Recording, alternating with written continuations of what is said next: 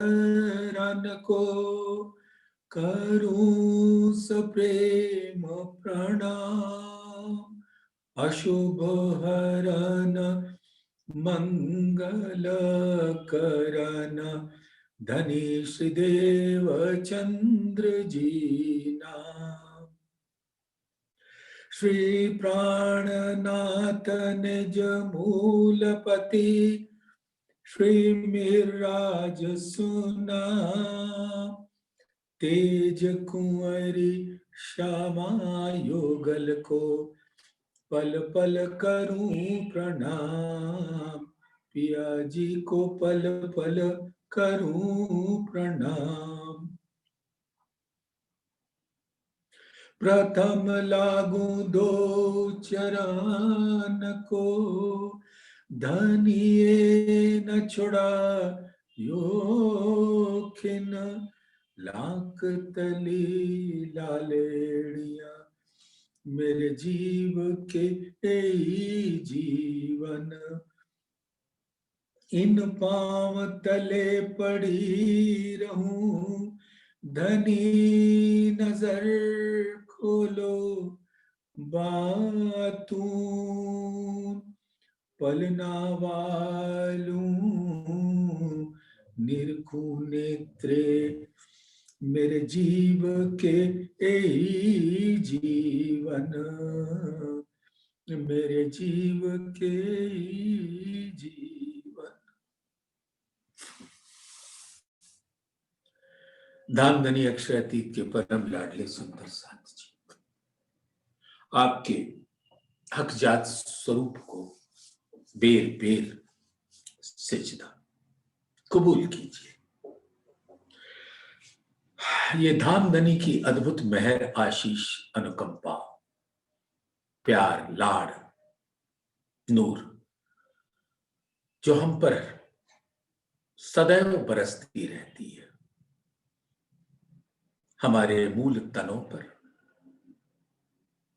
हक जात के हर स्वरूप पर, और उसी हक जात के स्वरूप जो यहां आवेश स्वरूप के संग पधारे उन पर, और हमारी सुरताओं जो आत्माएं हैं, पर आत्म के प्रतिबिंब स्वरूप है जो आवेश स्वरूप के दिल में है, वो उन्हीं के हुक्म से इन मानव तनों पर आकर विराजी हुक्म का स्वरूप हो गए। जैसे वाणी में फरमाते हैं, हुक्म लिया रू अल्लाह का भेख। तो क्योंकि ये संसार धामधनी के हुक्म से सृजन हुआ है, हर लीला हर क्रीड़ा धामधनी के हुक्म से होती है। जो अपनी ब्रह्म सृष्टियों को देखना है, इसलिए स्वरूप भी हुक्म ही धारण करता है, क्योंकि ब्रह्मांड हुक्म का है। सुंदर साथ, आप सभी से एक गुजारिश है कि चलिए अपनी सुरता परम धाम में ले चले। सबसे पहले मैं चाहूंगा कि मेरे प्यारे सुंदर साथ धामधनी के मूल मिलावे के स्वरूप का दीदार करें।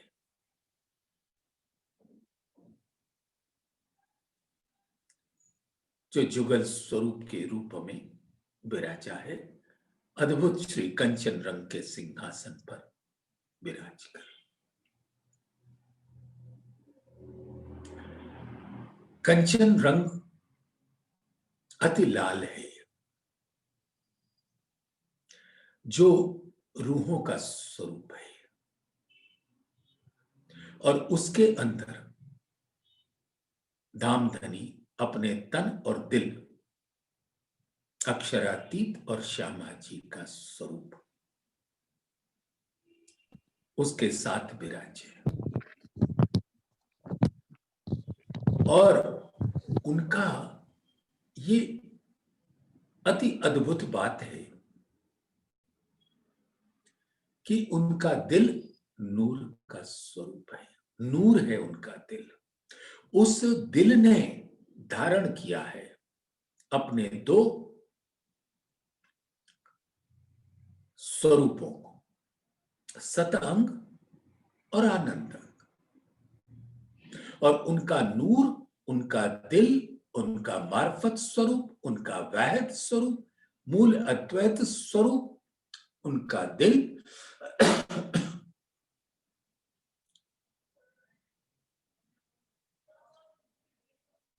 ही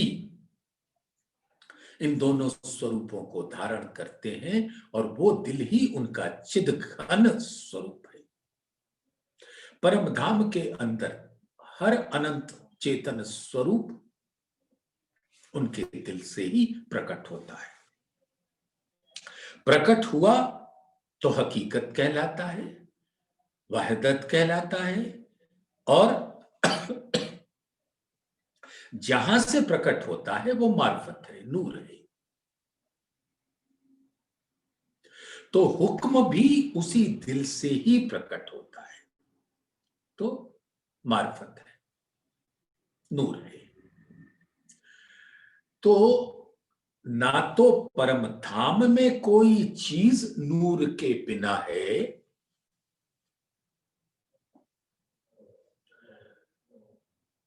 ना इस संसार में जो हुक्म है वो भी नूरी है। तात्म ज्ञान भी नूरी है, आवेश स्वरूप भी नूरी है, और उनके अंदर हकजात स्वरूप भी नूरी है। यानी हर चीज जो भी देखो वो धाम धनी के दिल से है। इस बात को हम प्यारे सभी सुंदर साथ से गुजारिश करते हैं कि इस बात को दिल में ले ले। अभी जूम पर गिरीश भाई, मधु भाई बहन और वर्षा बहन, इन तीनों ने मिलकर पिछले 8 महीनों से ये जो वाणी का रसपान सभी सुंदर साथ कर रहे हैं, उसमें एक बात हर ग्रंथ में किसी न किसी रूप में निकल आती है, जो कि धाम धनी एक है, वाहिद है। वाहिद का अर्थ ही एक होता है, और एक के अनंत सागरों के स्वरूप के साथ वो तौहीद कहलाता है। ये शब्द अरबी के हैं, तो इससे घबराने की आवश्यकता नहीं। वाहिद और तौहीद एक ही बात है। वाहिद यानी एक, और वो एक अपने समग्र निधियों के साथ उसका स्वरूप तौहीद कहलाता है। और वो नूर जमाल कहलाता है, क्योंकि परम धाम में नूर जमाल की लीला है। जमाल उस गुणों को कहते हैं जो नूर का गुण होता है। सौंदर्य, जमाल भी अरबी शब्द है, और जमाल के मतलब होता है सौंदर्य। और परम धाम का सौंदर्य तो धाम धनी के दिल का सौंदर्य है, मार्फत का सौंदर्य है, वाहिद का सौंदर्य है, और उस वाहिद से प्रकटी वहदत का स्वरूप है। उनका ही नूर है, उन्हीं का सौंदर्य है। और ये सौंदर्य के अंदर अनंत गुण है। प्रेम है, आनंद है, एकत्व है, आभा कांति चमक छटा है, उमंग उत्साह उल्लास ऊर्जा प्रफुल्लता है, तो उसके संग शीतलता, चैतन्यता, कोमलता, माधुर्यता, मधुरता, संगीत, कृपा, ऐसे अद्भुत गुण हैं उस जमाली के। तो जमाली का जो नूर की किरणें प्रकट होती है, उसके अंदर ये अद्भुत सुख देने वाले गुण हैं जो परम धाम के अंदर दिखते हैं। और उस जमाली के हर नूर की हर लहर के साथ जो वाहिदत के साथ अरस परस है, वाहिद कहो, वाहिदत कहो, नूर कहो, नूर की किरणें कहो, मार्फत कहो, हकीकत कहो, मूल अद्वैत कहो, स्वलीला अद्वैत कहो, कोई अंतर नहीं। या इन सबों को लेकर हक जात कहो, जात यानी धामधनी का दिल, तो हक का दिल, हक जात, तो धामधनी के उस दिल रूपी, वाहिद रूपी, मार्फत रूपी, मूल अद्वैत रूपी के ही सभी लहरें हैं जो वाहिदत के स्वरूप कहलाती।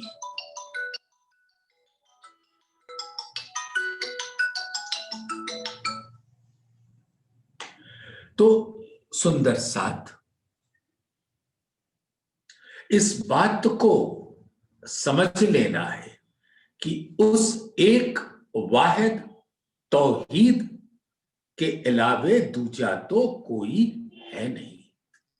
और जब हक जात का नूरी स्वरूप, अब सुंदर साथ जरा विचारो, आपके सामने हम एक दर्पण रखते थे, दर्पण में आपका प्रतिबिंब पड़ेगा, गोरा है तो गोरा पड़ेगा, काला है तो काला पड़ेगा, गोल है तो गोल पड़ेगा, चौकोर है तो चौकोर पड़ेगा, तिकोना है तो तिकोना पड़ेगा, जैसा मूल वैसा उसका प्रतिबिंब। और अगर रोशन है तो प्रतिबिंब भी रोशन होगा। तो धामधनी का दिल नूर का पुंज है, नूर ही है, और वो परम धाम के अंदर नूर जमाल की लीला है, और वो जमाली उनके दिल के अंदर होती है, और वो दिल प्रकट होते हैं तो श्यामा जी के स्वरूप हो जाते हैं। तो श्यामा जी की लीला परम धाम में होती है, और नूर उसका आनंद, नूर यानी दामदनी का दिल, वाहिद मूल अद्वैत उस लीला का रसपान करते हैं, और लीला में उनका ही हकीकत स्वरूप अक्षरातीत का नूर तन होता है, नूर श्यामा जी का तन होता है, नूर रूहों का तन होता है, नूर 25 पक्षों का तन होता है, और उसके अंदर सब श्यामा जी के हुक्म से संपादित होता है। और वो श्यामा जी कौन? धामधनी का दिल, और धामधनी का दिल का ही हुक्म का मूल होता है। तो अगर परम धाम में हर स्वरूप नूरी है, हकजात स्वरूप नूरी है, नूरी कहने का तात्पर्य है कि जमाली के गुणों के साथ नूर धामधनी का दिल वाहिद ही वाहिदत की हर लहरों में होता है। उनको वाहिदत का नूर कहो या वाहिद कहो या उस नूर की किरणें कहो।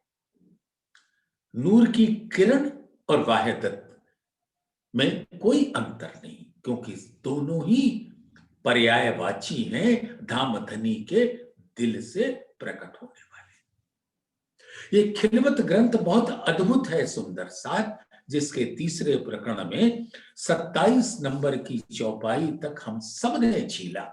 आज 28वें चौपाई में झीलने के पहले मेरा दिल कहता है कि परिक्रमा ग्रंथ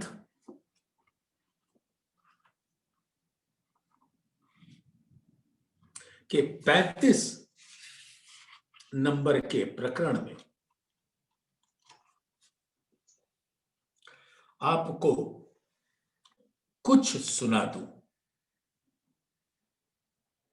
नूर परिक्रमा अंदर ताई, संध्या बेला में जब वहां पहुंचेंगे तो उसका अवलोकन करेंगे, लेकिन खिलवत की बातों को दिल में लेने के वास्ते नूर परिक्रमा अंदर ताई, परम धाम के अंदर जितना कुछ है वो नूर का स्वरूप है। तो उसके अंदर मैं आपको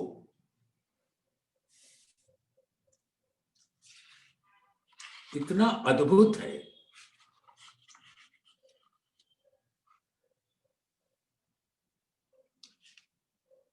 कहे आमर नूर अर्स का, ए जो अर्स नूर जमाल, दिल अर्स मोमिन नूर का, नूर सुन के बदले हाल। समझ गए ना सुंदर साथ? तो दिल अर्स मोमिन नूर का, परम धाम में सब नूर तन। तो जो आत्माएं हैं उनका प्रतिबिंबित स्वरूप वो क्या होंगे? वो भी नूरी हैं। ताके ताथे नेक कहूं नूर बीच का, नूर भोम तले खिलवत, हक हादी नूर मोमिन। राजी, श्यामा जी और ब्रह्म श्रेष्ठियां नूर का ही स्वरूप है। ए नूर गंज हक वाहिदत। तो वाहिदत का क्या स्वरूप हुआ? नूर हर वाहिदत की लहर में, यानी नूर की किरण में धाम धनी के दिल का अपने नूर का स्वरूप अनंत जमाली के गुणों के साथ विराजता है, यानी मार्फत हकीकत के अंदर रहता है। इसको सुंदर साथ, इस महिमा को, इस गरिमा को इस संसार में कि मैं धामधनी की अंगना हकजात का स्वरूप हूं और मेरा मूल स्वरूप और आवेश स्वरूप दोनों ही नूरी है। और क्योंकि हुक्म भी धामधनी का नूर है, और वो कहां विराजता है? जो आवेश स्वरूप है वो हुक्म के ही स्वरूप है, हकी स्वरूप है। और धामधनी की नूरी नजरों के संग, और हर आत्मा उस आवेश स्वरूप के दिल में विराजती है।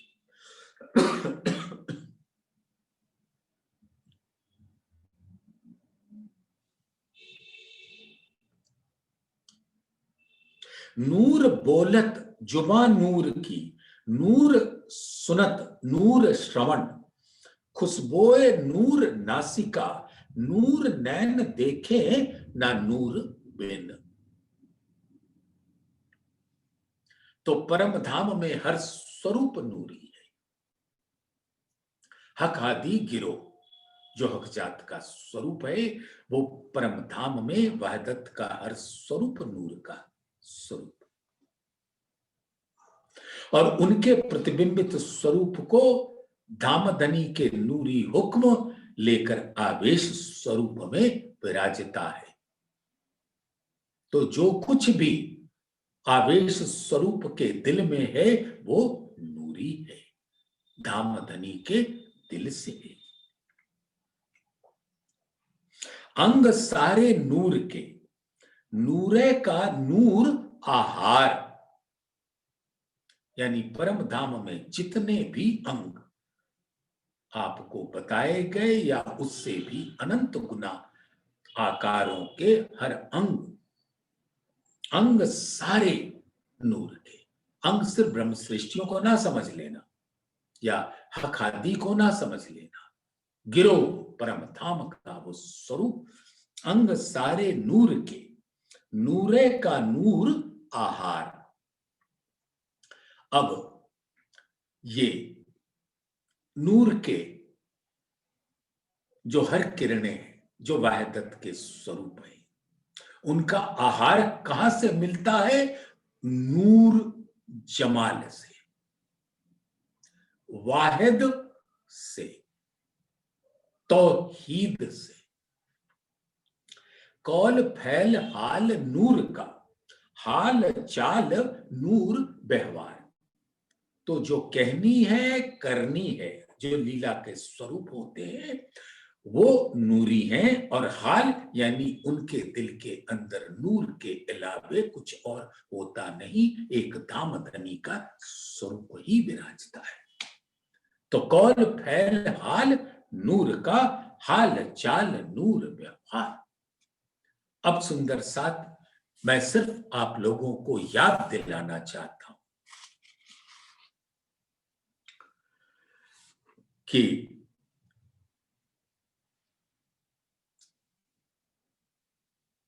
मूल तनों के दिल में और यहां पधारे आत्माओं के दिल में कोई अंतर नहीं है।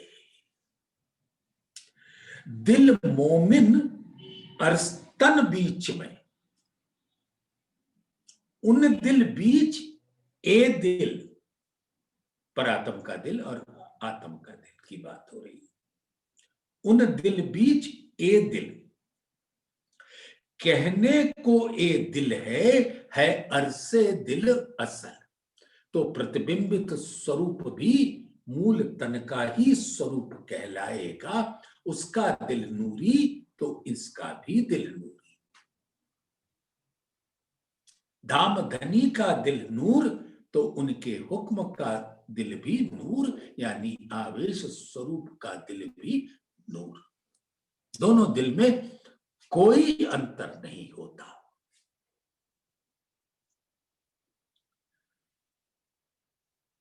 अरस्तन दिल में ए दिल, दिल अंतर पट कछु नाहे।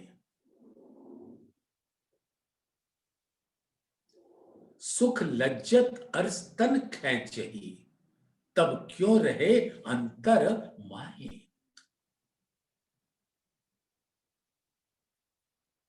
तो सुंदर साथ, पर आत्म और आत्म में कोई फर्क ना करना। हम लोग बहुत प्यार से वाणी को ग्रहण करते हैं, सुनते हैं, उसके रस को प्राप्त करते हैं। ये तो सत्य वचन है, लेकिन क्या हमारा व्यवहार, हमारे कौल फैल हाल जो इस संसार में इन मानव तनों पर विराजे हुए हैं, क्या उनके कौल फैल हाल नूरी हैं? उनका चाल हाल व्यवहार नूरी है? धामधनी ने बता दिया कि तुम्हें इल्म दे दिया, इल्म दिया तुम्हें खुदाई, तो बदले कौल चाल, फैल होवे वाहेदत का, तो बेर न लगे हाल। तो सुंदर साथ, जब इतनी महिमा धामधनी ने खुद ही मोमिनों की गादी है, तो हम उससे अलग कुछ न करें, नहीं तो वही जीत के बाजी हारी हो जाएगी। इसलिए मैंने परिक्रमा ग्रंथ का ये कुछ चौपाइयां आपके समक्ष रखा।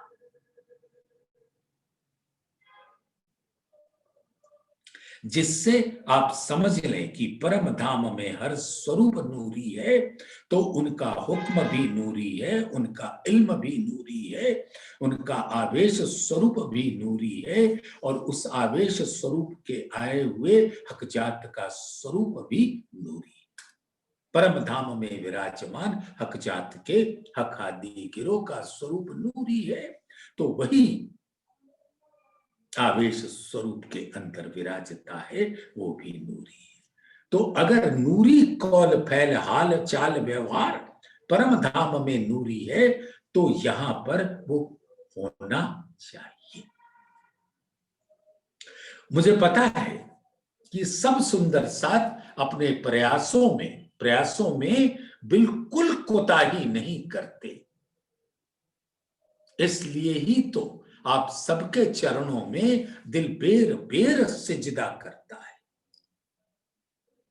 तो अपने उस महिमावान स्वरूप को याद करो यहां पर और परम धाम में। तो कभी धाम धनी के वो वचन कि इत भी धन धन उत भी धन धन होगा। तो खिलवत के परिक्रमा ग्रंथ के 28 नंबर चौपाई में अब हम झीलेंगे और प्रवेश करेंगे। ए तहकीक हकें कर दिया, हकें लई कदम, बुलाई अपना इलम दे कर विद विद रोशन हुक्म। तहकीक यानी निश्चय करा दिया, दृढ़ निश्चय, क्योंकि अब आत्मा के दिल में कोई किसी भी प्रकार का शंका न रहा। धाम धनी का स्वरूप दृढ़ता के साथ आत्मा के दिल में अपने नूरी स्वरूप से विराजता है। तो एक तहकीक हकें कर दिया, हकें लई कदम। परम धाम में तो आप जानते ही हो, सभी आत्माएं धाम धनी के कदमों में मूल मिलावे के हवेली में विराजमान है, गोल हवेली। और यहां पर भी ठीक वैसा ही स्वरूप आवेश स्वरूप के दिल में है। हक हादी गिरो। श्रृंगार ग्रंथ की वो चौपाई फिर से अपने दिल के अंदर गुणन मनन करो। हक हादी अर्स मोमिन सो तो पहले हक दिल माए। हक हादी यानी जुगल स्वरूप, अर्स यानी परम धाम का स्वरूप, मोमिन यानी ब्रह्म सृष्टियों का स्वरूप। और ये कहां से प्रकट होते हैं? हकजात से। और तो कोई है नहीं बिना एक हकजात, यानी धाम धनी के दिल के अलावे कोई और सोच भटका देगी, यानी मार्फत के अलावे, मार्फत यानी पूर्ण स्वरूप के अलावे ब्रह्म के कुछ और नहीं है। और जो भी है उनके ही दिल के खजानों के साथ उनकी ही लीला है, और उस लीला का रस उनको ही, उनके ही दिल में आनंद का स्वरूप होता है। और ये तहकीक हकें कर दिया, हकें लई कदम। तो इस संसार में भी आवेश स्वरूप के दिल में, दिल रूपी खिलवत में, परम धाम के खिलवत में मूल स्वरूप और यहां आवेश स्वरूप उनके कदमों के तले ही विराजमान है।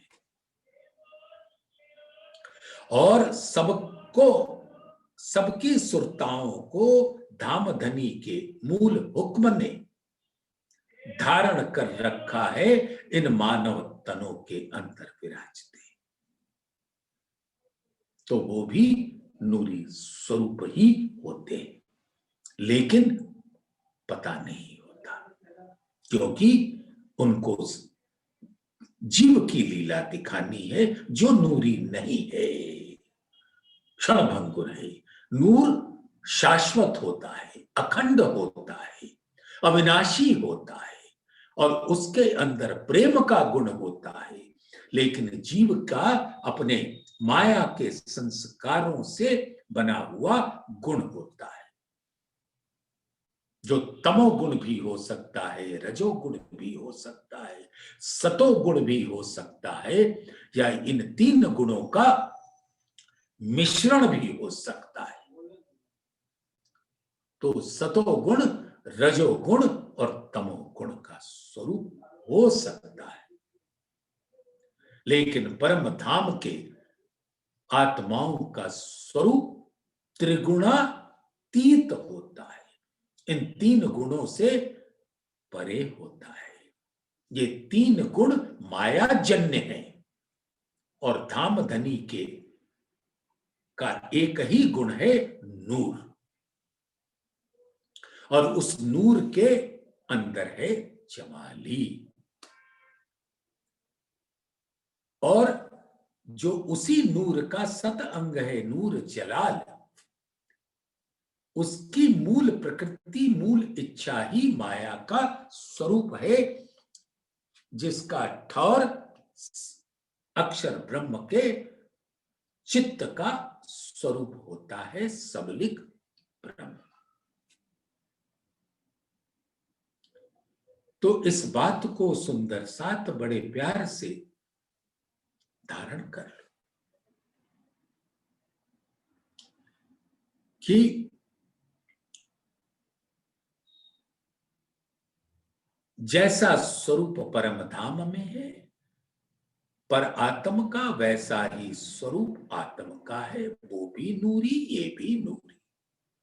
उसकी भी लीला धामधनी के दिल के हुक्म से होती है, और यहां भी आत्माओं की लीला धामधनी के हुक्म से होती है। जीव की बात नहीं कर रहा हूं, लेकिन क्योंकि अक्षर नूर जलाल के स्वरूप को दिखाना था, जलाली के गुणों को, जमाली के स्वरूपों को दिखाना है। परम धाम में जलाली नहीं है, सिर्फ जमाली है। तो जमाली के स्वरूप ये आत्माएं, धामधनी के दिल के स्वरूप ये हक जात के स्वरूप, हक आदि गिरोह है, और वो सबके अंदर जमाली के गुण विराजते हैं। उनको क्या पता कि जलाली के गुण क्या होते हैं। जो उत्कर्ष होता है, सजा और पारितोषिक होता है, वो परम धाम में ऐसा कोई लीला नहीं होती। और उसको कराने वाले अक्षर ब्रह्म की मूल प्रकृति माया होती है। तो वो जलाली के गुणों को दिखाने के वास्ते जमाली के गुणों के स्वरूप आत्माओं को इधर प्रकट किया आवेश स्वरूप से। तो अब ये आत्माएं, उनको तो इन तनों पर बिठाकर जलाली के गुणों को दिखाना ही था, और उस जलाली के स्वरूप अक्षर ब्रह्म की लीला को दिखाना ही था। और वो लीला अक्षर ब्रह्म की मूल इच्छा से होती है, और वो इच्छा ही का प्रकट स्वरूप, मूल प्रकृति का स्वरूप माया कहलाती है। तो उस माया की लीला को देखने के वास्ते उस माया के ही ये अंग जीव जो है उनके ऊपर बिठाना पड़ता है।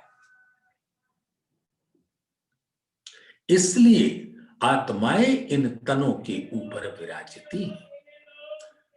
और यहां पर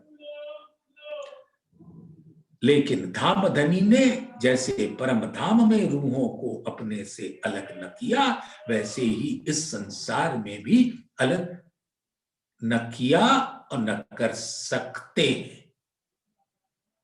क्योंकि सब स्वरूप धामधनी के नूर के स्वरूप हैं। इसीलिए वो परिक्रमा ग्रंथ की उन चौपाइयों का आपने श्रवण किया। अभी जब उस 35 नंबर के प्रकरण में पहुंचेंगे परिक्रमा ग्रंथ में, तो उसका अवलोकन करके अपने दिल के अंदर नूर के जमाली के गुणों का रसपान करेंगे, जलाली के गुणों में बैठकर, यानी जीव के ऊपर बैठकर धामधनी के नूर तारतम से, नूर इल्म से ग्रहण करेंगे अपने नूर के रस का। तो ए तहकीक हके कर दिया, हके लई कदम, बुलाई अपना इल्म दे, कर विद विद रोशन हुक्म। अब धामधनी के हुक्म से जो उनके आवेश स्वरूप से उन्होंने इल्म को प्रकट कराया। दामधनी के दिल में तो इल्म का सागर है, जो परम धाम में ना प्रकट करा के इस संसार में कराया, जिससे ये एक मिराज है, मीजान कहलाता है, तराजू। एक तरफ जलाली और एक तरफ जमाली, एक तरफ माया के गुण और एक तरफ सच्चिदानंद के नूरी गुण। यानी जमाली के गुण एक तरफ और जलाली के गुण एक तरफ, और इल्म के द्वारा दोनों गुणों का अवलोकन करा के हमको दिखा रहे हैं। इसको मीजान भी कहते हैं। खुलासा में आता है, जब वहां पहुंचेंगे तो उसकी बात करेंगे। तो ये तुला है।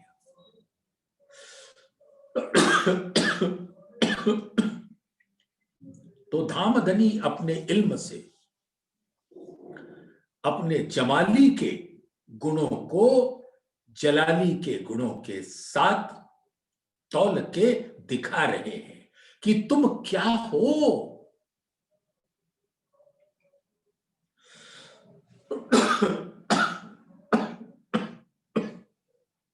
अपने को ना भूलो।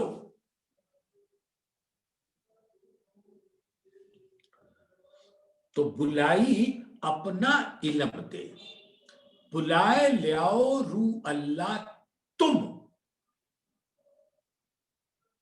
बुलाए लियाओ रू अल्लाह, जो रूहें मेरी आशिक। परम धाम में हम यही कहते थे ना कि हम आपको लाड़ देते हैं, हम आपको इश्क देते हैं, तभी तो आशिक कहलाते का दावा भरते थे। हमें क्या पता था कि श्री महामत कहे ए मोमिनो, इश्क लीजिए हक, असल अर्ज के बीच में हक का नाम आशिक, क्योंकि हक के अलावे तो दूजा कोई है ही नहीं। यही बात तो बेर बेर कही जा रही है वाणी के द्वारा। तो ल्याए बुलाओ तुम रूह अल्लाह, जो रूहें मेरी आशिक। रब्द किया प्यार वास्ते, कहियो कहलाया हक। श्यामा जी कहती मैं कैसे बुलाऊंगा, बुलाऊंगी। तो उन्होंने कहा डोंट वरी, हम भेजेंगे, तुम इनको मेरे तारतम वचन से नवाजना, इस तन से या दूजे तन से। श्यामा जी को इस संसार में दामधनी ने सिर्फ 2 तन दिए हैं।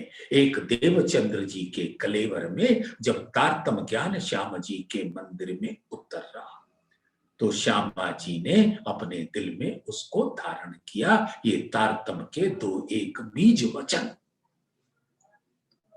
और फिर वही स्वरूप जिस तन को इंद्रावती जी ने धारण किया था, उस तन के अंदर इंद्रावती के दिल के अंदर श्यामा जी का स्वरूप। पहला स्वरूप कहलाता है हरा हुल्ला, दूसरा सुपेत गुदरी। उसकी चर्चा किरंतन में आप सुन चुके हैं, फिर कभी दिल चाहेगा तो वो भी करेंगे। लेकिन सिर्फ 2 तन श्यामा जी ने धारण किए इस जागनी के ब्रह्मांड में, और उनके संग रूहें आई। श्यामा जी के अंग है, नूर अंग है रूहें। तो रूहें कभी श्यामा जी से जुदे नहीं हो सकते। सुंदर साथ, और हम सब धामधनी के नूर तन है, वाहिदत के बीच एक है हमारा स्वरूप।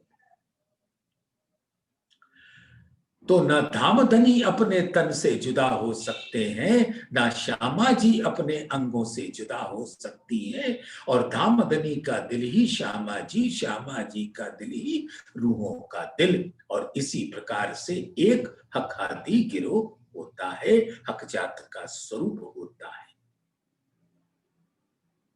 वाहिद का वाहिदत स्वरूप होता है, मार्फत का हकीकत होता है, मूल अद्वैत का स्वलीला अद्वैत होता है। तो बुलाई ही अपना इल्म दे, अब सबको बुलाया और अपना इल्म दिया। कर विद विद रोशन हुक्म, अब जब इंद्रावती जी के दिल के अंदर वही श्यामा जी का स्वरूप परम धाम में अक्षरातीत का स्वरूप साक्षात अपने आवेश हुक्म से नजर से विराजमान है, तो इंद्रावती जी के दिल को अपने नूर तारतम से अद्भुत रोशन कर दिया, जो इस संसार में कभी हुआ ही नहीं था।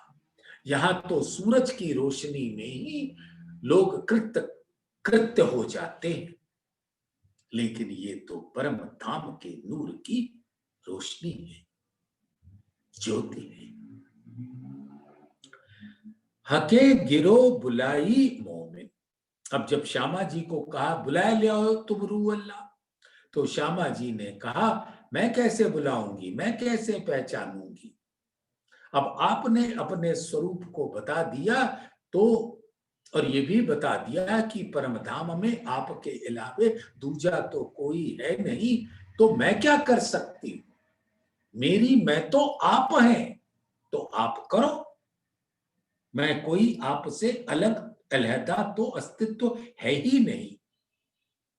जब श्यामा जी ये कह सकती हैं, तो रूहों यहां पर हम और आप अपने अस्तित्व को धामधनी के अस्तित्व से जुदा कैसे मान सकते हैं।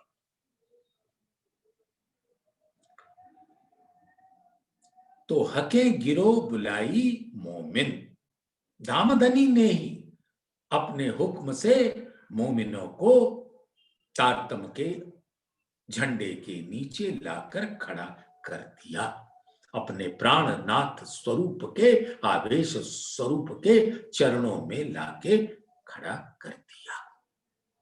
तो परम धाम में भी हक के कदमों में, आवेश स्वरूप के दिल में भी हक के कदमों में, और इन हुक्म के स्वरूपों पर भी धामधनी के कदमों में, प्राणनाथ के कदमों में, श्री गुम्मट जी स्वरूप के कदमों में।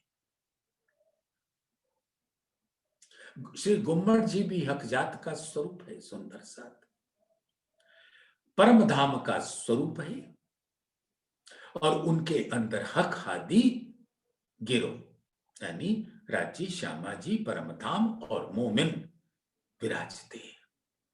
तो जैसे परम धाम में हकीकत में मूल मिलावे में विराजमान है, वैसे ही उनके दिल में मार्फत में विराजमान है, वैसे ही उनके आवेश स्वरूप के दिल के अंदर विराजमान है, जो स्वरूप इस घड़ी उस मूल मिलावे के करहटी में चंदन के झूले पर मध्य में केंद्र में विराजे हैं, और उनके वांगमय स्वरूप यानी धामधनी के इल्म के सागर के स्वरूप सभी के दर्शनार्थ सुंदर 12 कंचन के थंभों के अंदर उनकी सुंदर सिंहासन है, उस पर विराजमान है। और सभी संसार के जीवों को इस असराफील ने ऐसी दुंदुभी बजाई कि आ जाओ पर ब्रह्म के स्वरूप पर सिजदा कर लो और अखंड मुक्ति का सौगात पालो। और जो भी आया पूर्ण ईमान के साथ, अटूट विश्वास, श्रद्धा, सेवा, समर्पण के साथ उसको धामधनी ने अपने हुक्म से जो इल्म प्रकट हुआ,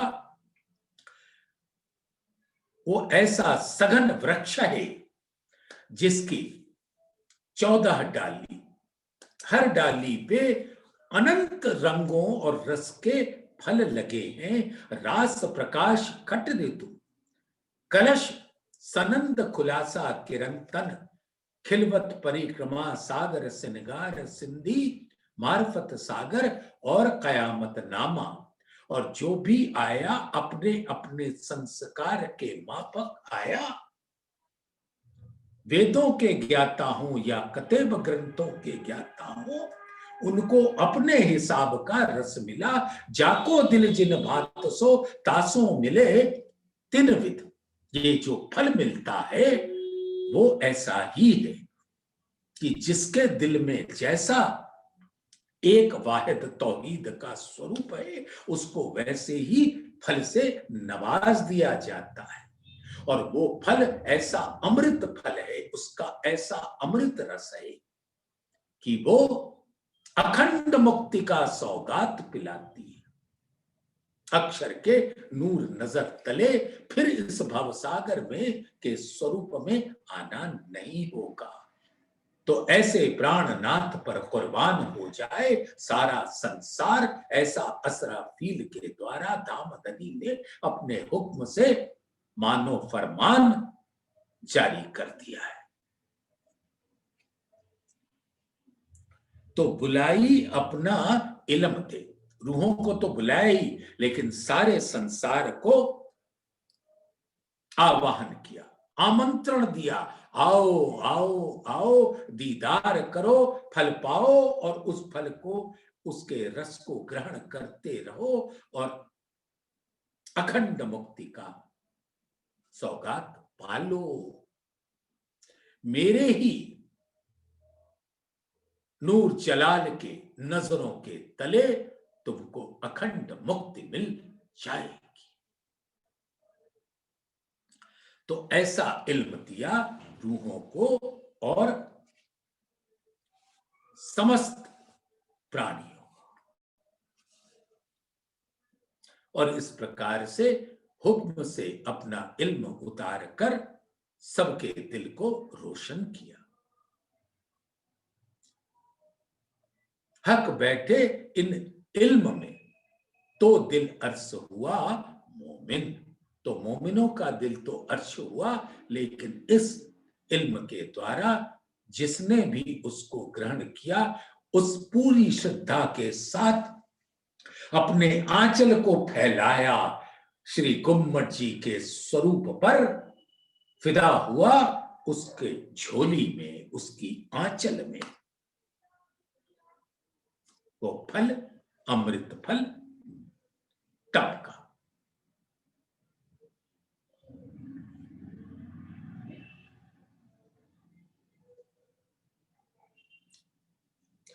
हके गिरो बुलाई मोमिन, हके कराई सोहबत, नूर पार वचन विद विद के, हके दई नसीहत। सुंदर साथ, इसके रस को प्राप्त कर रहे हो ना, तुम्हारी महिमा है कि तुम पर आत्म के स्वरूप, हुक्म स्वरूप, प्रतिबिंबित स्वरूप हो। तुम्हारा भी स्वरूप नूरी स्वरूप है। तो हके गिरो बुलाई मोमिन, और ये सारा कुछ दामदनी कैसे अपने हुक्म से प्रकट कर रहे हैं, अपने अंगनाओं के द्वारा। इंद्रावती भी तो उनकी अंगना है, प्यारी अंगना है। श्यामा जी तो उनके दिल के स्वरूप है। तो श्यामा जी अपना इल्म का रस पिलाती जाती हैं अपने नूरी अंग इंद्रावती को, और इंद्रावती को हक ने खुद महामती का खिताब दे दिया।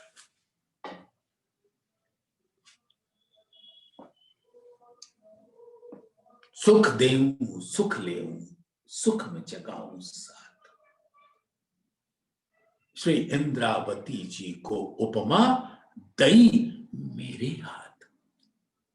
वो महामती का खिताब पा गई, जो इस पूरे ब्रह्मांड में न आज दिन तक कोई पा सका और न आज दिन आगे भी कोई पा सकता है। एक इंद्रावती जी का स्वरूप ही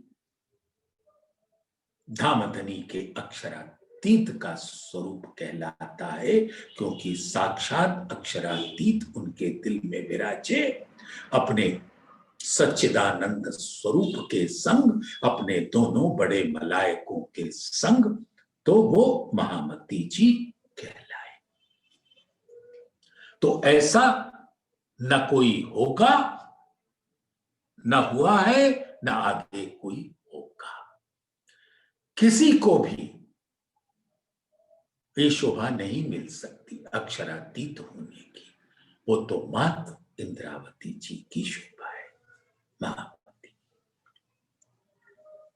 तो हके गिरो बुलाई मोमिन, हके कराई सोहबत।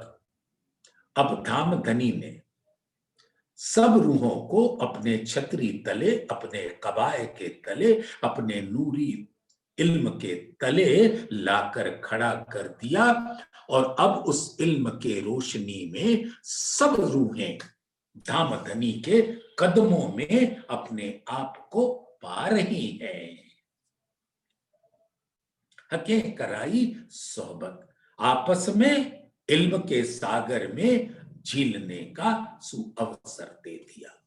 इल्म से ही अरस परस कर दिया, नूर से अरस परस कर दिया, अपने मूल वाहिदत के स्वरूप की पहचान देकर, निस्बत की पहचान देकर, खिलवत की पहचान देकर आत्माओं ने अपने दिल में उसको धारण कर लिया।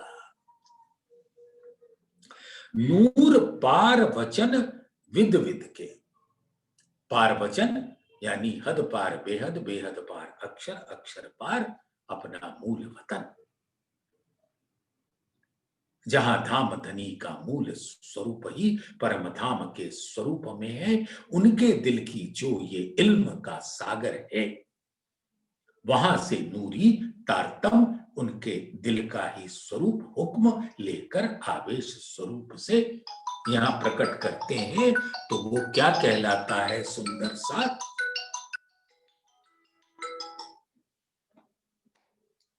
वो क्या कहलाता है, नूरी नूर तारतम। ज्ञान तो बहुत उतरे इस संसार में, क्या कोई भी नूर तारतम कहला सकता है या नूरी ज्ञान कहला सकता है? नूर तारतम तो खालिस धामधनी के दिल से, क्योंकि नूर मूल रूप से धामधनी के दिल को कहते हैं। नूर पार वचन विध विध के, हके दई नसीहत। इंद्रावती जी को विध विध से प्रकट किया, और इंद्रावती जी को हुक्म हुआ कि तू अपने वहदत के तनों को बताओ, जो तुम्हें कहे हक हुक्म, यानी जो आवेश स्वरूप के द्वारा तुम्हें आदेश दिया जा रहा है, जो तुम्हें कहे हक हुक्म, सो तू देख मोहम्मद, उसको अपने दिल के खिलवत में देखो, और कहो रूहन को, जिनके आवेश स्वरूप तो उसी तन में विराजे हैं, आवेश तन में, लेकिन उनके स्वरूपों को अपने हुक्म से इन मानव तनों में बिठाया, जिनका मूल तन तो परम धाम का वहदत ही तन है। तो और कहो रूहन को, जो तेरे तन वहदत, जो मूल में तेरे ही वहदत के तन हैं, तुम सब एक तन हो और सारे के सारे मेरे नूर तन हो, रूहों तुम मेरे नूर तन हो। तो कहते हैं हके दई नसीहत, तो पहले इंद्रावती जी को दी, श्यामा जी को देकर इंद्रावती जी को दी, और उसको महामती जी ने प्रकट करके यहां पर विराजे सभी मोमिनों को दी। मैं नाही ना जानो कछुए, नाही यानी ये अक्षर ब्रह्मांड माया का स्वरूप। मैं कुछ भी नहीं जानती थी, मैं तो ये भी नहीं जानती थी कि मैं हूं ही नहीं, जो है वो आप ही है, आपकी ही मैं इस संसार में कार्य करती है और परम धाम में भी आपकी ही मैं है, यानी आपके ही का हुक्म चलता है हर लीला में, चाहे वहां हो चाहे यहां हो। और सब आत्माएं हक की मैं के स्वरूप है, दूजा तो कछु है ही नहीं, दूजा तो कछु है नहीं,